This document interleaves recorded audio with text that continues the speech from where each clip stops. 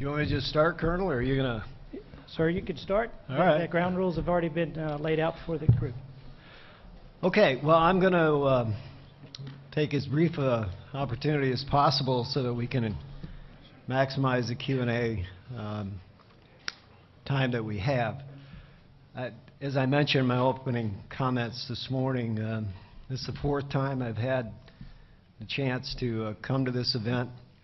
I don't think there's any question each year has been both unique and challenging. Certainly the last 12 months since we were last together is no exception to that. Having completed a successful retrograde out of Iraq, beginning the phase down of operations in Afghanistan, and any time you are an Army at war, that has to be your primary concern and consideration. And certainly for the Chief and me, that has been true. I will say as well, as perhaps you heard me comment, the issues that most concern us have to do with the health and welfare and the future of our Army, but more importantly, the individuals and families who serve within it. Whether it's suicide or PTSD, the issues of sexual assault, and so on. Those are the programs that we are working as hard as we can to ensure that whatever the budget challenges may be, they remain adequately, sufficiently funded, and we continue to try to work together to do better by those great men and women who don the uniform. So it's been a great year yet again for the Army, certainly a great time of honor for me as a Secretary. And so with that, I'll withdraw my comments and turn to the 38th Chief of Staff of the Army, my partner, friend, colleague, all those good things, Ray Ordiano. Chief. Thank you very much. Since we're in Washington, I'll just make this comment. Me being from New Jersey and the Secretary being from New York, it is a happy day for us that the Giants beat the Redskins yesterday, so we're in a little better mood this morning. I want to start out by saying how important this forum is here, especially now as we're in a time of looking to the future and transition, and the importance of having the opportunity to bring the Army together with many of our Defense Department colleagues, but also the other nations that are involved in this. And this allows us to have a discussion about what's important to the future. So to me, this is an incredibly important event for the Army. Bringing the right people here. We're having very significant panels. We set the panels up this year specifically looking towards the future. And I think it's important. So I'm very much looking forward to the results of the panels that we have this week. Let me just talk a little bit, take a minute here to talk about where the Army's headed in the future. The thing that we have going for us is, I believe, the Army, as well as the other services, starting from a position of strength as we look to the future because of the combat-hardened veterans and members that we'll continue to have in our Army. You know, being an all-volunteer Army and the fact that we have leaders that have been involved in combat for 11 years is quite significant as we move forward. What makes this different than other wars is the fact that it is an all-volunteer Army, and we will expect many of these leaders to stay in the Army and pull the Army forward into the future. But the important thing will be how we adapt to this new strategic environment that we're entering. And our plan is to prioritize leader development, leveraging technology to empower our soldiers. We're going to adapt our readiness and training models to better prepare units to operate in what we believe will be more and more complex environments that we're going to have to fight. And we're going to do this all while reducing end strength and force structure mix, while ensuring we have good force structure mix, while we remain engaged in Afghanistan, at least for the next 2 years, and also with other demands around the world. We're going to implement a plan of regionally aligned forces to better support combatant commanders as they continue to shape their regions and their environments in order to establish an environment for us to be successful in the future. And the Army, in the end, I believe, will be optimized for a broader range of missions in support of the joint force. The Army will empower our soldiers and squads. They will be connected to the network in vehicles that increase mobility and lethality, while retaining survivability. That's our goal as we move forward, where we'll have scalable and tailable organizations that can provide options to our national security advisors in order to operate across a broad range of missions, from stability, humanitarian support, all the way to campaign quality conflict if necessary. That's the strength of our Army as we move forward. This week is about the discussion as we continue to move forward, looking into the future for our Army. So with that, I'll stop and look forward to taking your questions. Okay. AP? I know there hasn't been a lot of discussion about some of the details of what additional budget cuts might do to the Army, but I was wondering if you could address more broadly whether or not it isn't likely that the National Guard and Reserve would get more serious hits if there are additional cuts, including bases, structure, and personnel. And rather than a follow-up, I want to address this to General Odierno. General, there's been a number of recent, over the last year, incidents of misconduct and discipline problems within the Army, including very senior general officers down to other incidents of hazing and sexual assaults. First, what is the Army doing to address some of these problems? And in some of the discipline, including one of the incidents involving particularly General Ward, there's been senior Army officers who have talked about defending his ability to keep a star. Can you address whether or not the Army has two sets of two sort of lines of discipline, one for general officers and one for lower level officers who believe that if they had committed some of the similar offenses, they would face stronger punishments? First of all, from a budget perspective, as you noted, no final decisions have been made. We're in a process of building both the budget and beginning the actions necessary to build the next program. I mentioned in my opening comments that I've signed out a directive that creates a total force. Now, that will do a number of things, but one thing it will ensure is that every year we do an assessment as to both the distribution of the generating and the operating forces between the active component and the Guard and Reserve. That, of course, will lead into resourcing decisions and budgetary decisions. The Chief and our other military and civilian leaders have been working very closely with both the Guard and the Reserve as we go forward through this budgetary process. If the Army experiences further decrements, then naturally we're going to look at the total Army as to how best to distribute that. The Chief and I said last year when we began to talk about reductions in end strength that our most critical concern is remaining balanced. And that means ensuring that we have the sufficient end strength, of course, but the resource distribution behind it for training, for readiness, equipping the force, and that'll be something that will have to be done with a very holistic look toward the AC and the RC. And again, the reserve component is a very active and full partner in that process. If I could first answer the first question and answer the second question as well. As we went through our initial reduction, obviously we took almost all the force structure out of the active component, and a significantly large amount, over 90% of the reduction in the active component. And we think that's right, because what we have to do is maintain this right balance between the active and reserve components. They each have different qualities. The active component having one of being ready immediately, being prepared to do more complex missions. The reserve component taking a little bit more time to be ready, maybe less complex missions, and we have to sustain that balance. So if we get additional cuts, it will probably affect all of the components. But we don't know that because we don't know how deep the cuts are. And so we'll have to work that as we go. We want to always maintain a balance between readiness, modernization, and end strength force structure.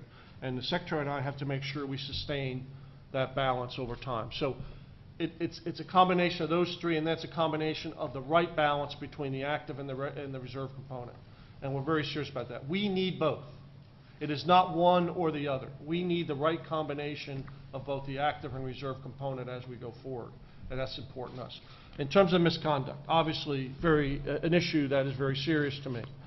And in fact, that's why in a lot of cases, we're spending a lot of time on professional development, the profession of arms. As part of one of our major priorities going forward is to make sure we reinvigorate the professional of arms at all levels, to make sure we have the right moral and ethical values to go forward. And that's from private to general. And we're taking it very, very seriously, and it's one of our major lines of campaign. I will say, I think we have to be careful about how we compare punishments and all this other stuff. I would just say that, you know, with General Ward, I won't comment specifically, no decisions have been made, but, you know, going from 4 to 3 stars is $1 million cost to him individually. I've never heard of a private get fined $1 million. So I just want to make sure that this is serious business we're talking about here. And so I want to make sure you all understand that we take all of these very seriously when we make recommendations. And it's like everything else, we take what has been done, what we think is the right punishment, and then we make a recommendation. And that's what we're doing in this case. And we do in every case, whether it's a private or a general. We take them all incredibly serious. This is not a good old boy network. I want to clear that up right now. This is not a good old boy network. And when you do something wrong, you'll be held accountable. It's about how accountable and how much and everything else, and that's what we have to think about as we go through this. And that's important. And you have to take into account, you know, whether how long somebody's been in service, how they've performed, how serious is the incident, and we do that on every case, every single case, and we'll continue to do that. Okay, Tony? I want to follow up on that, Secretary McHugh, because you're the authority on this. You've got General O'Reilly and General Ward have had clouds hanging over their heads because of 2 different IG reports alleging 2 different issues. What steps are you taking right now to discipline both of them, or to at least review what steps should be taken by way of their retirement? And for General Odierno on Iraq, the U.S. involvement in Iraq has been a lot of it seen through the prism of your experience, because you were there at the beginning and you were there at the end.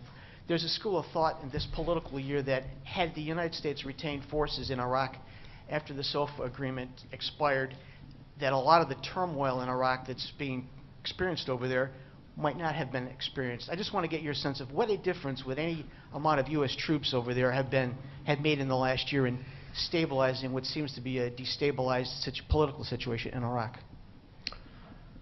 To the first question, Tony, as you noted, both involved Department of Defense, IG investigations. Both were relatively extensive investigations, both in terms of the depth, but also the length of time. Both required for the due process rights to be afforded to the officers in question. I think those have been fairly done. With respect to General Ward, he has provided his response first to the DoD IG's report and then to some of the findings that the Vice Chief of Staff made as to personal culpability. Where we are in this process right now is I'm preparing to finalize my findings as to any possible recoupment of expenditure of taxpayer funds. I suspect that should be completed and issued within certainly no more than 10 days. The determination of grade in both cases for General O'Reilly and as well as General Ward will be made by the Secretary of Defense.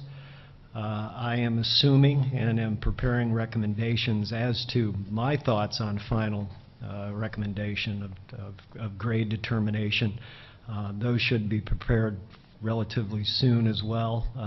The Secretary obviously needs to be afforded some time to consider the totality of the cases, and I'm sure he'll come to his conclusion in the proper time.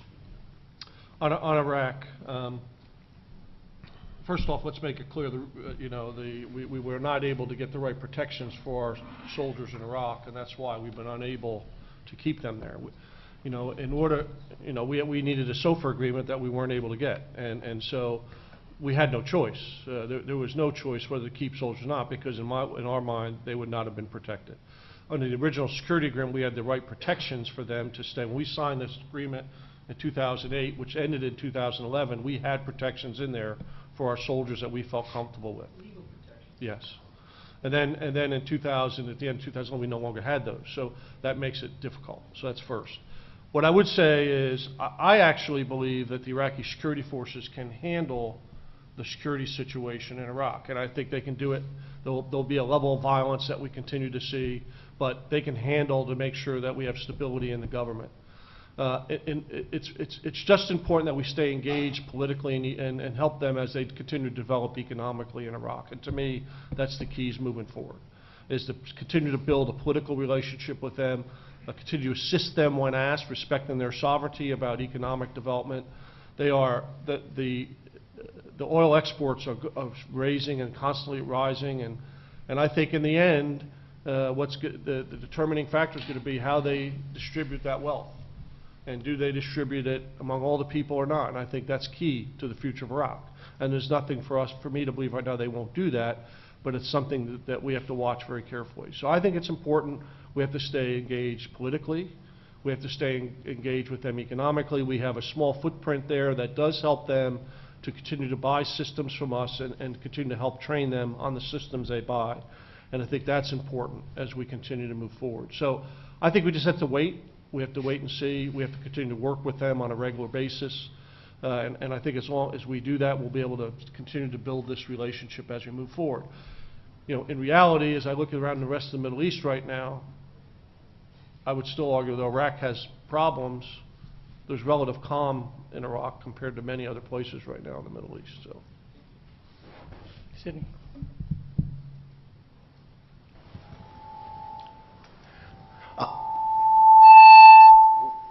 Sidney Friedberg, AOL Defense. Sorry about the feedback. You folks talk about the future. You know, the other services have, you know, air-sea battle for the Navy and Air Force, Marines drink their expeditionary routes. Is there, if not a bumper sticker, then at least a high concept for where the Army is heading post-coin, post-Afghanistan? well, first I would tell you is we're not going to have bumper stickers, because bumper stickers are not what we're about. We're about providing the right capability to move forward. But what I would tell you is what I'm focused on is having an Army that can deploy at several speeds, that can deploy at several sizes, and that can respond to several different contingencies. And that's what we'll continue to develop. The Army provides a depth and capability that no other service provides, tooth to tail, from combat all the way down to every type of logistics and combat service support that you can provide. We're the only service that does that completely, tooth to tail. We're the only service that today has 30,000 soldiers forward in combatant commands that are providing support to every combatant commander in military intelligence, in signal support, in logistical support. We're the only command that has both that and combat forces forward. So what we have to do is, it's important to understand the environment we're going to operate in the future. And that environment is one that's going to get more and more complex. And the complexity is going to be based on the fact of the way communications move around almost instantaneously, their impact on populations. And our expertise is the human dimension and how we interact with the human dimension on the ground. And we're going to focus on that very, very carefully as we move forward. Our ability to interact with the human dimension to solve problems, and as we engage in potential future conflict.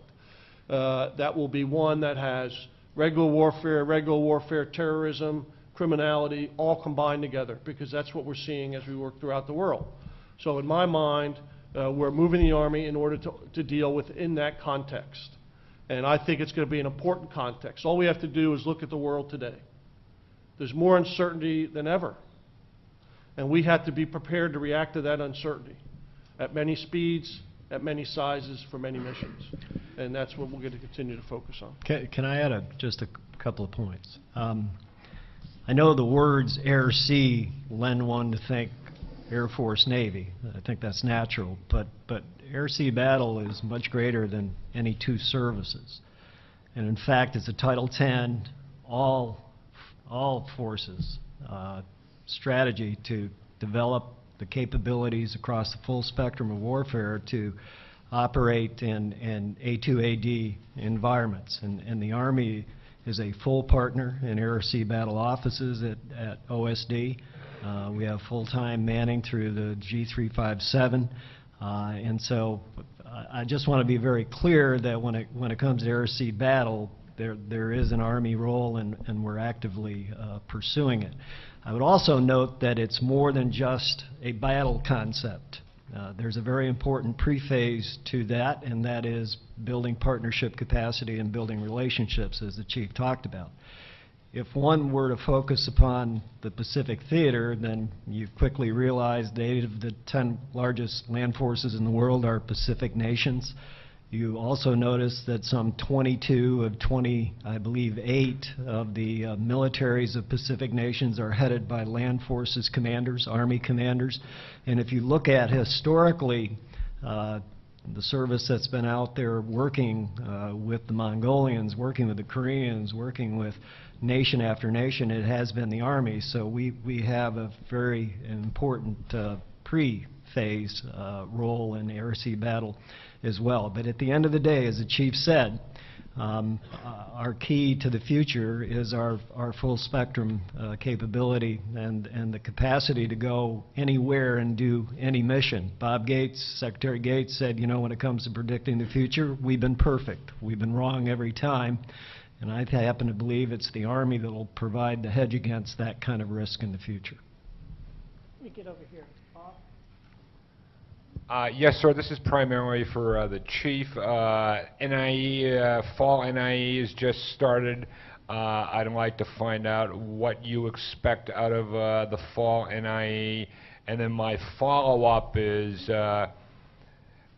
over the past month, there's been billions of dollars of radio contracts either awarded or an RFP stage. Does that mean that every grunt in the Army is going to end up with his own tactical radio? Thank you, sir. First, for the NIE, there's several things we're looking at. We're continuing to develop the networks that get down to the individual soldier. Now, what you define as a tactical radio and what I find as a tactical radio might be very different things. Tactical radio to soldiers like an iPhone, and where we can pass information very quickly to them so they can make the right decision at the right time. And I can't tell you how important that becomes in this complex environment that we're going to live in. It's about them having the right information to execute at the very lowest tactical level, and that it's seen throughout the entire chain so we can make good, solid decisions. That becomes more and more important as we move forward. And the NIE is going to look at several things. We're continuing to develop our ability to package this and package it on our vehicles in order to command and control on the move. And that's one of the things that we continue to focus on as we have to operate in several different environments. And so we're starting to take a hard look at that through our NIE now. And to me, that's one of the most important concepts that we have to be able to develop and continue to get the most out of the bandwidth and other areas that we have, because we don't know how much we will have depending on where we deploy. And so we're trying to reduce the size of it. So all of these things are something we're constantly evaluating as we move forward. How'd you do that?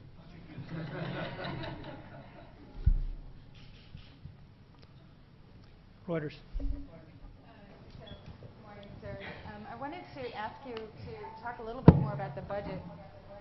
This guy.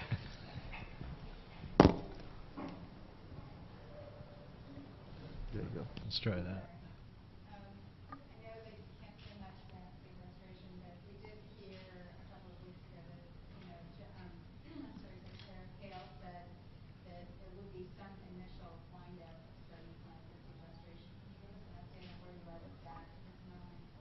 And, I'm sorry, some initial what? planning, initial thoughts to be given to what sequestration would mean, beyond the report. Yeah. So if you could give us an update on that. Well, we're in initial planning. The actual exercise in which we are at this moment is to begin to understand what kinds of flexibilities you may have. Now, we can't make absolute determinations because there's still a lot of things at play here, but we have to best define what options we may or may not have within the existing sequestration law. So once we've done that, then you've got to begin to stack and prioritize, and if execution becomes inevitable, to find out where we can make the best decisions possible. So that's pretty much where we are. As to actually deciding, well, if sequestration hits, we'll make this kind of decrement into ground combat vehicle or the network or JLTV or some other program, we're simply not there yet.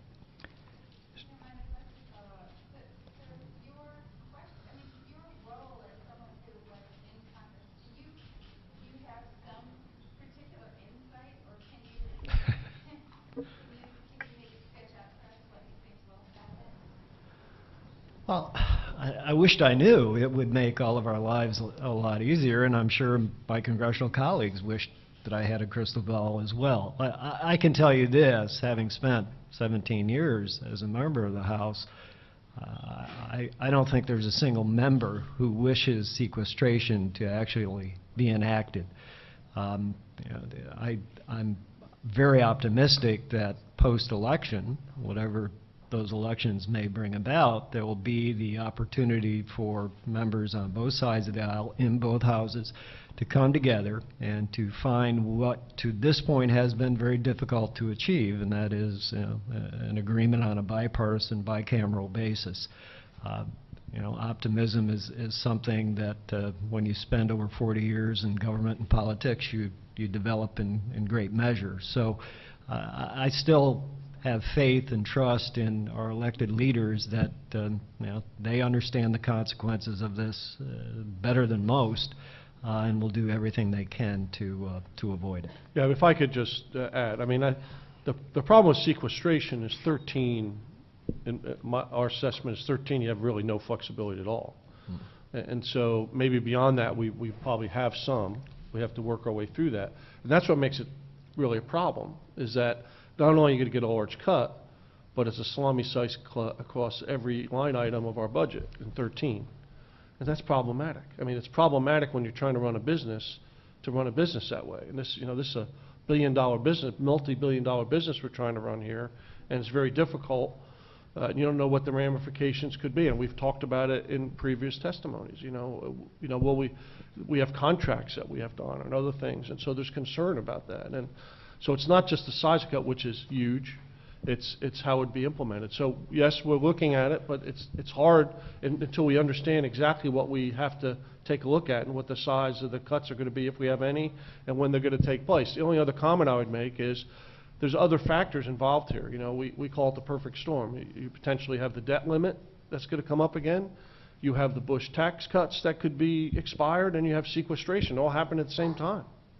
And so it's the interaction of those three things. How that turns out, they could impact each other, and that's what makes it so hard for us to make any prediction on what's going to happen. Excuse me. Which goes back to the planning. I mean, this is mathematically easy, because it is, as the chief said, with certain exceptions that we're identifying, pretty much a salami slice. The problem is, what's the impact of that, both in 13 and down the road? And that's the difficult part. But that's the part we have least control over. Sir, we're about out of time. We have time for one quick question, I think. As long as you give it to the chief, because every time I take one last question, I get myself Julian. in trouble. Julian Barnes with the Wall Street Journal. I was wondering if you could talk a little bit about what you see the role of the Army in the Middle East, what size forces over the long term should be there in Kuwait or elsewhere, and but more broadly, can the Army play a stabilizing role in the same way as a Navy or Air Force? Well, it's two completely different issues. I mean, you can provide a certain stabilizing presence, having presence in the lines of communication and our sea lanes of communication. That's a certain level of stability. You can't impact what's going on the ground from the sea or the air. So, so if we have issues where we think we have to influence it on the ground, you have to put a ground force in. And so, in the Middle East, you might need to do that. In the Pacific, you might need to do that. There might be some other place you might need to do that. This is about not trying to guess what we're going to have to do. It's about having the capability to do it as we move to the future. And so we need that capability. There's no doubt about it. All you have to do is look around the world. And we're going to need a capability for the ground force to be part of whatever we want to do and influence, whether it be the Middle East, whether it be the Pacific, whether it be anywhere else. So they're two different things. They're not one or the other. And I get frustrated when people try to put it's air-sea battle against ground forces. That's not what this is about. It's about having a balanced force that allows you to deter conflict and deter instability.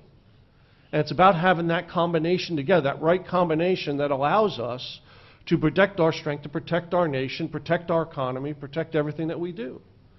That's what this is about. And that's on all of us to get that right. And that's what we're trying to do. And I see a large role in the Army.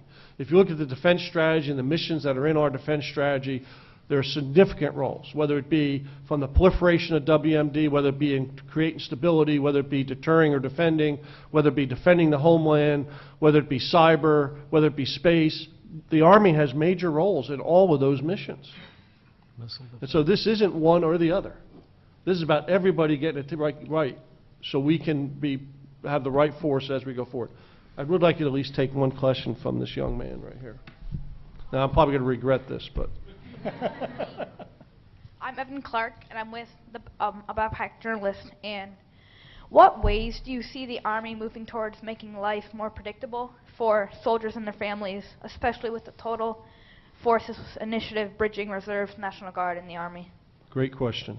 This is something that's very important to us. And when the Secretary mentioned this morning the total force policy, that's what he's talking about. I'll let him talk about that if he wants to. But what I would just say is, as we now we're out of Iraq, as we come out of Afghanistan, one of the reasons why we have this thing called Army Force Generation, and we're going to align forces to region, it's going to add significant predictability. People will understand their missions much further in advance so they can prepare themselves for it. Their families will be able to prepare for it, both in the U.S. Army Reserves, the National Guard, and the active component. And that's what we're aiming for, so we can have more predictability.